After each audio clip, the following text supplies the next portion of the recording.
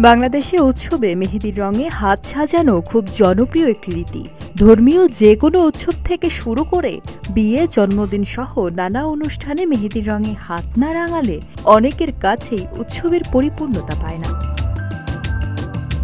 মেহেদি গাছের গাঢ় সবুজ রঙের পাতা থেকে যে মিষ্টি গন্ধের টকটকে লাল নির্যাস বের হয়, সেটা সবার মন কেড়ে নেয়।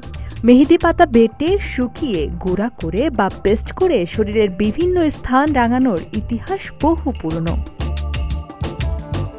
আর উৎসবে, বিশেষ করে ঈদ হলে তো কথাই নেই। বিয়েতে বর কনের হাতে মেহেদি থাকা চাই। শরীরে এই মেহেদি দেওয়ার ইতিহাস অনেক আগের, তবে ঠিক কবে কোথায় মেহেদির আবিষ্কার হয়েছিল তার সঠিক কোনো দিনক্ষণের ব্যাপারে কোনো তথ্য মেলেনি। ঢাকা বিশ্ববিদ্যালয়ের শিক্ষক ও গবেষক তৌহিদুল হক জানিয়েছেন, লিখিত কোনো দলিল না থাকলেও ইসলামে নবী হযরত মুহাম্মদ সাল্লাল্লাহু আলাইহি সাল্লামের মেহেদি ব্যবহারের তথ্য মুসলমানদের এই মেহেদি ব্যবহারের প্রতি উদ্বুদ্ধ করেছে। পরে ভারতীয় উপমহাদেশে মুঘল সাম্রাজ্য এই মেহেদি দেয়ার প্রথাকে আরও প্রসারিত করে। তৌহিদুল হক বলেন, মেহেদি ব্যবহারের ক্ষেত্রে হযরত মুহাম্মদ সাল্লাল্লাহু আলাইহি সাল্লামের উক্তি রয়েছে। এই বিষয়গুলোর উপর নির্ভর করে এই ভারতীয় উপমহাদেশে একসময় মেহেদির ব্যবহার শুধুমাত্র মুসলিম জনগোষ্ঠী বা মুসলিম সমাজের মধ্যে সীমাবদ্ধ ছিল। পরবর্তীতে মুঘল সাম্রাজ্যের জনগণ এটাকে প্রসারিত করে।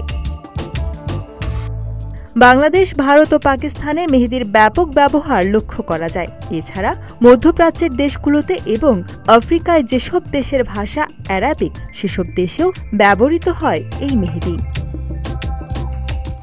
শুরুতে মেহেদির প্রচলন ধর্মীয় দৃষ্টিকোণের জায়গা থেকে শুরু হলেও পরে এই প্রথাটি সামাজিক ও সাংস্কৃতিক পরিচয় পেয়েছে। তবে এখন মানুষ এটাকে সার্বজনীন রূপে গ্রহণ করেছে। তবে এক এক দেশের একের অধিক কারণ আর উদ্দেশ্যে মেহেদি ব্যবহার হয়।